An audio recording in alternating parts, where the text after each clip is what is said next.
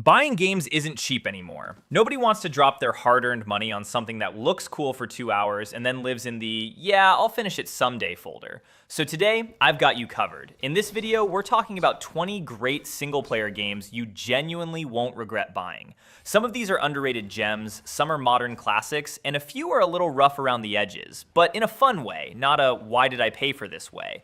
So let's go through 20 single-player games that are 100% worth your time and your storage space.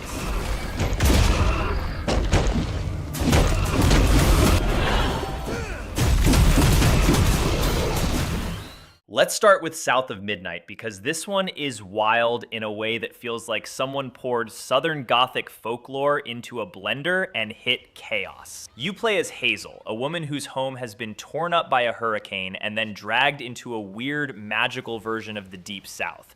Think spooky bayous, gritty characters, and enough mythical critters to make your grandma say, "What in tarnation?" The game's big hook is that Hazel learns ancient weaving magic that lets her heal broken spirits and punch awful folk monsters called haints in the face. Visually, it leans into this stop-motion aesthetic that almost looks like a claymation movie come to life, with art that somehow feels both creepy and gorgeous at the same time. The story's emotional vibes, finding your mom, mending traumas, and reconnecting family threads will hit you more than a banjo at midnight, and most reviewers said the presentation is the main reason they kept playing even when the combat started to feel repetitive. It's not perfect, there are parts that feel like filler and a few too many collectibles, but if you want a solo adventure with heart, weirdness, and style, South of Midnight is a great way to spend 10 to 15 hours of your life.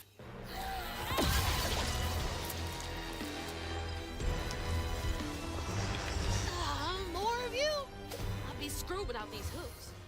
Shinobi Art of Vengeance is like someone said, hey, what if classic ninja action got dipped in anime sauce, then sprinkled with Metroidvania secrets? You step into the tabi of Joe Musashi, legendary ninja leader of the Oboro clan, whose life gets flipped on its head when a corporate bad guy named Lord Roos wipes out his village. Cue fast-paced slashing, double jumps, wall runs, ninja magic, and combo chains that feel so good when they land. The combat is stylish. You can tag enemies and unleash a shinobi execution that basically turns a gauntlet of goons into shurikens, and there's this satisfying push and pull rhythm of fighting that keeps you focused. The visuals are hand-drawn and gorgeous, and while some reviewers thought the level design could have used a little more oomph, it doesn't take away from how smooth and fun the movement and combat feel. With unlockable moves, challenges, and extra modes like arcade and boss rush, it's a good chunk of exciting gameplay that feels nostalgic without being stale. Whether you grew up with the old Shinobi games, or you just like tight 2D action that doesn't overstay its welcome,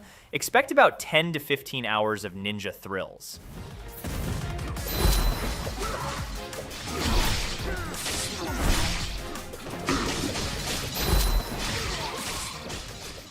Okay, here's the weirdest and best part of my list so far: Keeper.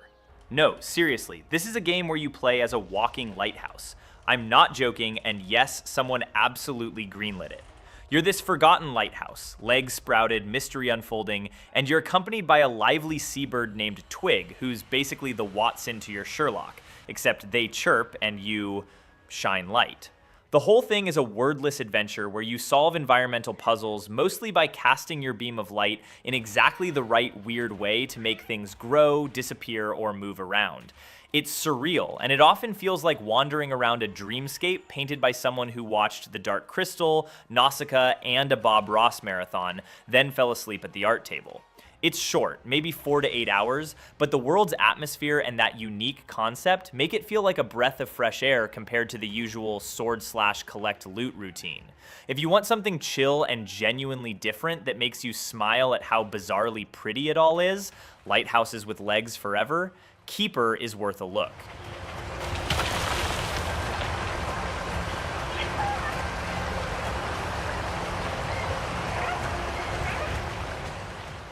Atlas Fallen is like Dune crashed into God of War, but instead of riding a sandworm, you're surfing across dunes with a giant magical sand gauntlet, punching monsters until they go boom. You create your own character and jack into this massive desert world where your main tool isn't a sword or a gun, but this gauntlet that turns nearby sand into weapons like whips, hammers, or claws. As cool as that sounds, and it is cool, the plot and characters aren't going to leave you with deep soul scars. It's more about movement and combat than plot twists that will punch you in the feels. The real joy comes from how slick it feels to glide over deserts, chain combos, and build momentum to unleash flashier, stronger attacks. Some critics called the story forgettable and the world a bit repetitive, but for pure action and exploration, it has its moments, especially when you're dashing through the air like a sand ninja. If you're picking this up full price, maybe have a discount alert ready, but for what it is, an action RPG with fun traversal and weapons made of sand,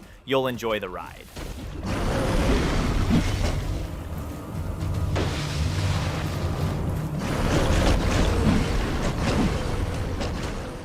Next, let's talk Neon Inferno. Basically what happens when Contra, Wild Guns, and a cyberpunk fever dream walk into a bar and decide to make a game together. Set in a gritty, neon-soaked New York City in the year 2055, you play as either Angelo or Mariana, assassins for this shady crime syndicate called The Family, trying to blast your way through rival gangs, corrupt cops, weird dudes with rocket launchers, and probably your ex somewhere in the background. All backed by a pixel art style so slick it makes your grandma's oil paintings look like MS Paint masterpieces. What's cool here is the hybrid gameplay. Stage by stage, you're running, gunning, dodging bullets, and then suddenly, bam, you're shooting into the background like it's a Cabal-style gallery shooter. And sometimes both at once. It's like a 2D dance fight where the enemies forgot the choreography. You've got weapons, upgrades, and even a bullet time mechanic that lets you deflect projectiles like some kind of cyberpunk Neo, if Neo had a chain gun and wasn't saving the world, just blowing up goons. The challenge can spike. Yeah, it ain't baby mode, but that's part of the charm if you enjoy old school chaos with modern polish. Critics mostly dug it for its style and energetic combat, though some players found it a bit punishing or rough around the edges, especially on higher difficulties, and the story's more flavor text than deep narrative arc. But if you like 2D action shooters with retro flair and enough explosions to make your cat judge you, Neon Inferno is a blast worth checking out.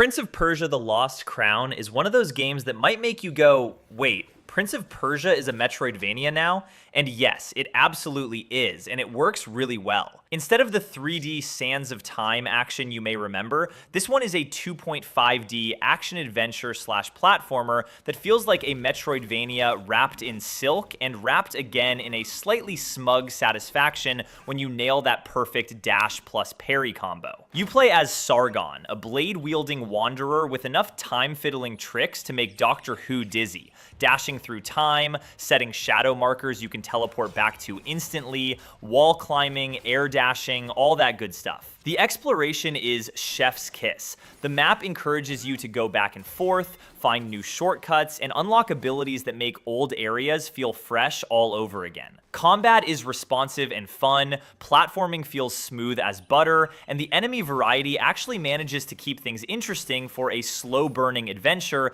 that's easy to sink 20 plus hours into if you're doing side content. Critics generally loved it. Metacritic scores sit comfortably in the go play this range, and it even scooped up awards for design and accessibility at big industry shows. That said, it's not perfect. Some folks online think the story and bosses could use more punch, and if you're coming from classics like Hollow Knight or Ori, you might find parts a bit button mashy or the backtracking a tad long. But overall, it's a fun, polished love letter to both Prince of Persia fans and Metroidvania nuts alike. And if someone asked you, what do you want from a side-scrolling Prince of Persia, this one almost nails it.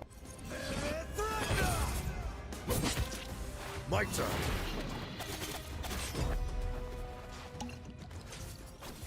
Banisher's Ghosts of New Eden is the kind of game that feels like a spooky campfire story you voluntarily went to play, and honestly, that's a vibe. Developed by Don't Nod, the folks behind Life is Strange and Vampire, it's a third-person action RPG about ghost hunters, but not the silly kind with proton packs and rubber boots. You're thrown into this cursed settlement called New Eden in 1695 with Red and his partner Antea, who, plot twist, becomes a ghost herself early in the game. Yeah, that's right. It's both let's banish evil spirits and holy crap, my partner is a literal ghost now all at once. The core of the experience is about choices. Do you honor your oath and help the living, or do you dive deep into supernatural powers and risk losing touch with reality? Your decisions, from combat choices to how you deal with NPCs and hauntings, genuinely affect how the story unfolds. Combat blends Red's grounded weapons with Antea's spectral abilities, so sometimes you're swinging blades, sometimes you're sending spirits screaming back to wherever they came from, and sometimes you're just standing in a haunted forest wondering why ghosts have better fashion sense than you do. The game's received a lot of praise for its narrative depth, character development, and emotional beats, with many players calling it one of the more personal action RPG experiences out there. It's not a quick 5-hour sit-down either. You're looking at 25 plus hours if you dive into most of the content and haunting cases, and that's without counting optional quests. So if you want something that feels alive, a little eerie, and just emotional enough to make you worry about ghosts while also caring about them, Banishers is a wild ride.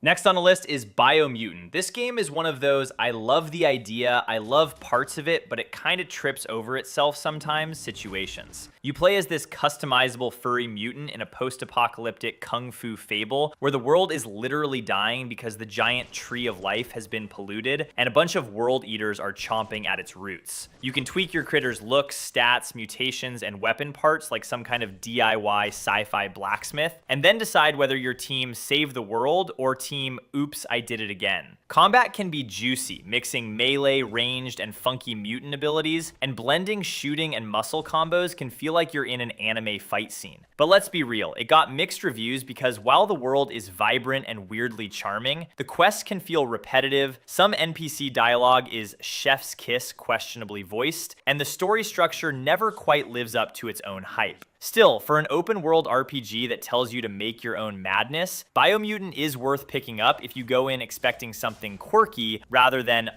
perfection.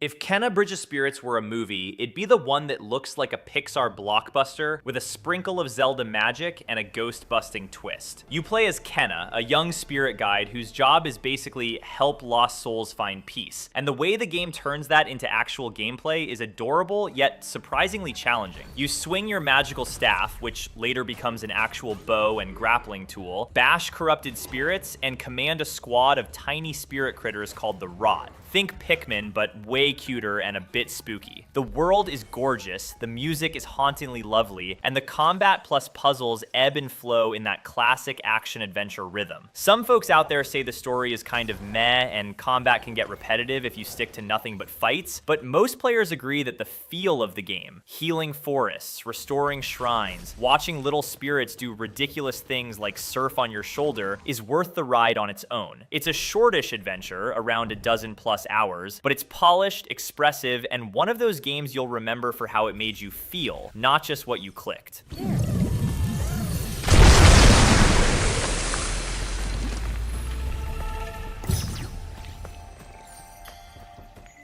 Middle-earth: Shadow of War is basically what you get when Tolkien lore hits Batman's combat system, and the result is an open-world adventure that can legitimately surprise you. Sometimes in good ways, sometimes in why are there so many orcs ways. You're Talion, the undead Gondorian ranger fused with the elf spirit Celebrimbor, and your main goal is forging a new ring of power strong enough to challenge Sauron, without actually becoming that guy with the evil ring vibe. The real star here is the expanded Nemesis system, which procedurally creates orc captains that remember you, taunt you, betray you, and sometimes die in ways that make you go, Yeah, that was awesome. The world is huge, there's a ton of fortress sieges to orchestrate, and the combat feels punchy whether you're stealthing around with a dagger or charging in sword first. Early versions were criticized for microtransactions, which were later removed, and some people felt the story was more big blockbuster energy than deep lore. But if you like Lord of the Rings-esque worlds with emergent enemy chaos and satisfying squad building, this one earns its hours.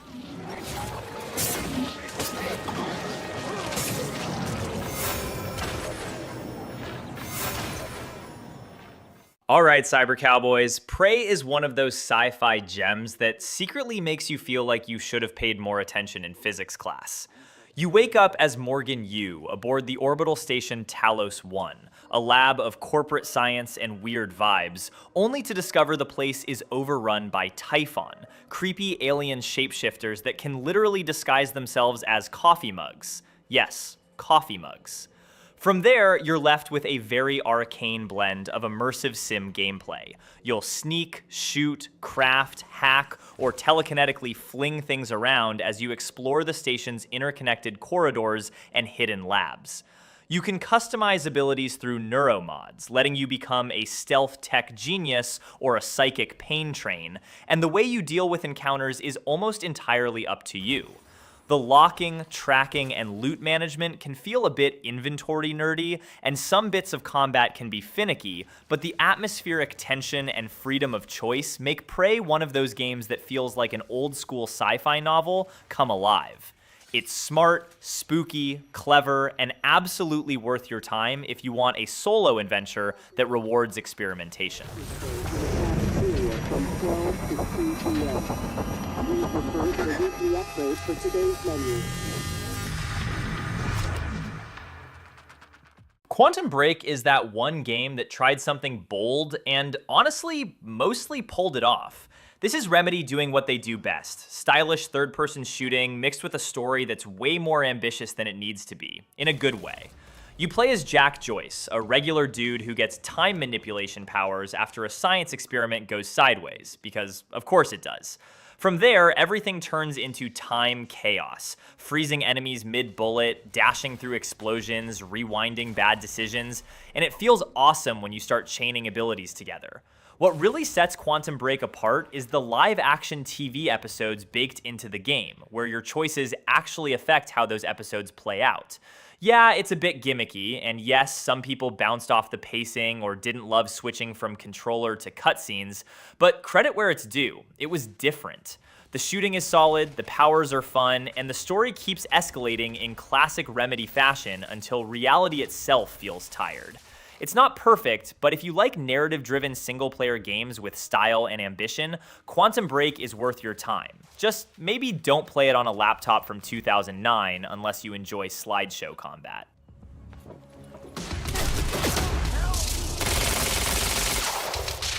Sniper cover. Solar Ash is one of those games you don't play for loot, XP, or big numbers popping up on screen. You play it for the vibes. You're dropped into this surreal, abstract world called the Ultra Void, and your main goal is to skate, climb, and dash your way through massive environments while taking down colossal bosses that feel more like puzzles than traditional fights. Movement is the star here. Once you get into the rhythm of chaining jumps, wall runs, and mid-air boosts, it feels smooth as hell, almost like the game is daring you to flow better.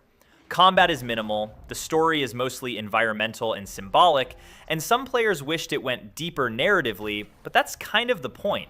Solar Ash trusts you to feel the experience rather than over-explain it. It's not super long, maybe 6 to 10 hours depending on how much you explore, but it leaves an impression. If you're the type who enjoyed games like Journey or Hyper Light Drifter, and you just want to zone out and exist in a beautifully strange world for a while, Solar Ash is absolutely worth the ride.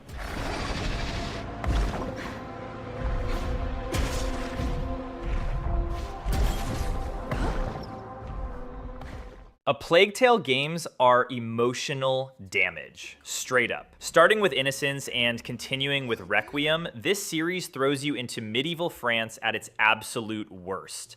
Plague everywhere, armies everywhere, and more rats than your brain is comfortable processing. You follow Amicia and her younger brother Hugo, and what begins as a survival story slowly turns into something darker, heavier, and way more personal than you'd expect. Gameplay is mostly stealth-focused, using light, tools, and environmental tricks to avoid soldiers and literal oceans of rats, while combat stays tense and limited on purpose. These games shine in storytelling, atmosphere, and character development. Watching Amicia grow more hardened and Hugo struggle with his curse is genuinely heartbreaking at times. Some players felt Requiem leaned a bit too hard into misery, and yeah, it's not exactly a relax after work game, but if you want a strong single-player narrative that sticks with you long after the credits roll, A Plague Tale is one of the most memorable journeys you can take.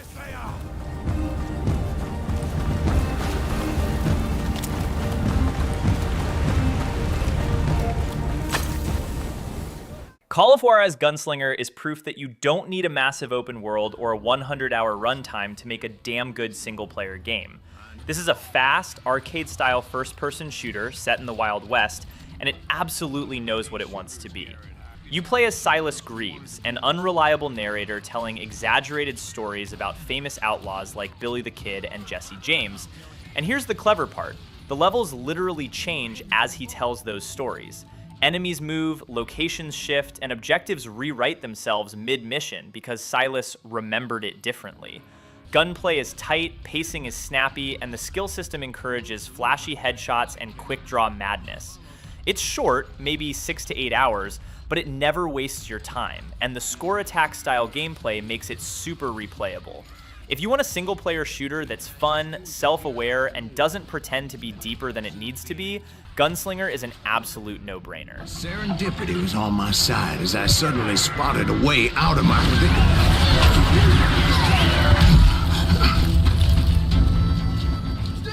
Hellblade isn't the kind of game you casually boot up while scrolling your phone. This one demands your attention, your headphones, and maybe your emotional stability.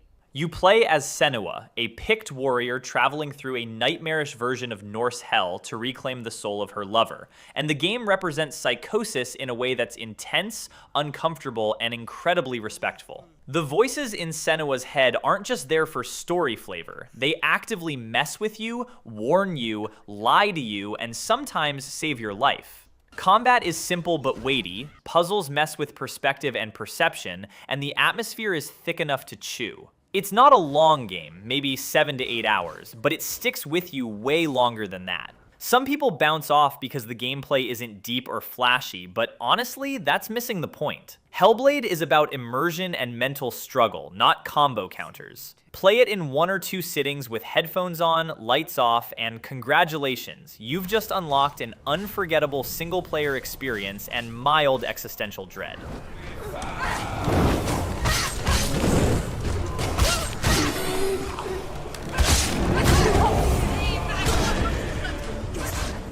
The Dead Space remake is how you remake a game properly. It takes the 2008 classic and upgrades everything without losing the soul. Visuals, sound design, combat, pacing, all sharper, scarier, and nastier. You're back as Isaac Clarke, an engineer who definitely did not sign up for dismembering space zombies aboard the USG Ishimura, but here we are. The Zero HUD design, directional audio, and dynamic lighting crank the tension to unhealthy levels, and the remake adds smarter enemy behavior and seamless ship exploration that makes the horror feel non-stop. Combat is still all about cutting limbs instead of headshots, which somehow never stops being satisfying, even when you're screaming internally. The story is expanded just enough to give Isaac more personality without overdoing it, and the whole thing feels modern while respecting the original. Is it terrifying? Absolutely. Is it one of the best single-player horror experiences you can buy right now? Also yes. Just maybe don't play it at 2 a.m. unless you enjoy questioning every noise in your house.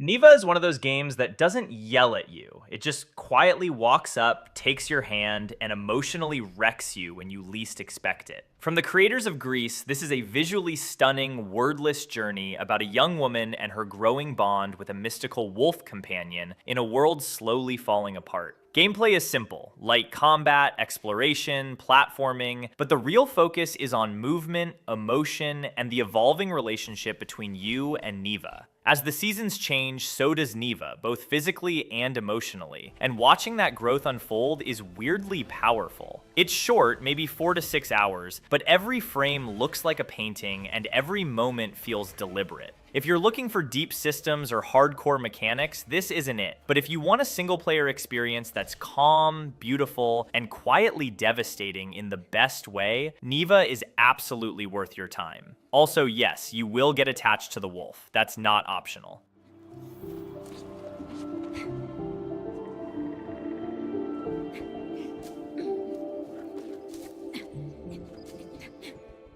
Bloody Spell is pure combat junk food, and I mean that in the best possible way.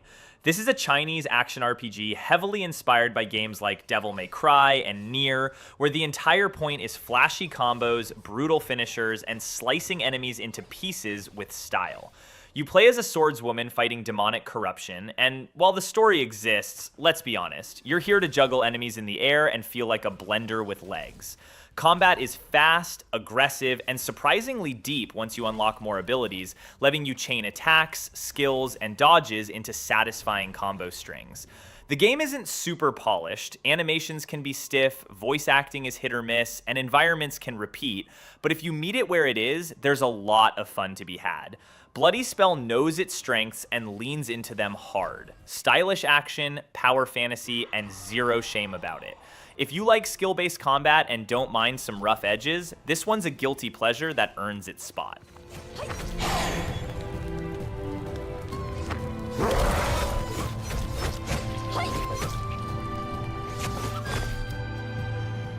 Wanted Dead is one of those games that feels like it was ripped straight out of the early 2000s action era, duct taped to modern visuals, and then proudly shipped without apologizing for itself. And honestly, that's kind of its charm. You play as Lieutenant Hannah Stone, leader of an elite Hong Kong police squad, investigating a conspiracy that slowly spirals into corporate madness, assassins, and extremely questionable life choices. Gameplay is a mix of third-person shooting and brutal melee combat, and when it clicks, it really clicks. Sword executions are violent, flashy, and unapologetically over the top. The gunplay can feel stiff at times, enemy difficulty spikes can be frustrating, and yeah, the controls take a minute to fully wrestle into submission. But here's the thing, Wanted Dead knows exactly what it is. The tone is weird, the cutscenes are awkward in a so bad it's kind of amazing way, and the game throws in mini-games and random tonal shifts like it lost a bet with itself. Critics were mixed, mostly because it's rough around the edges, but players who stuck with it found a genuinely fun, stylish action game underneath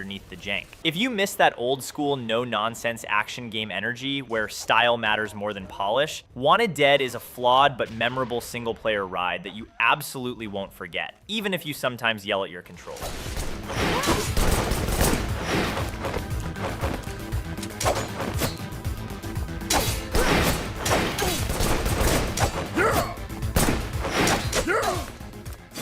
Alright, that's my list. 20 single-player games you won't regret buying.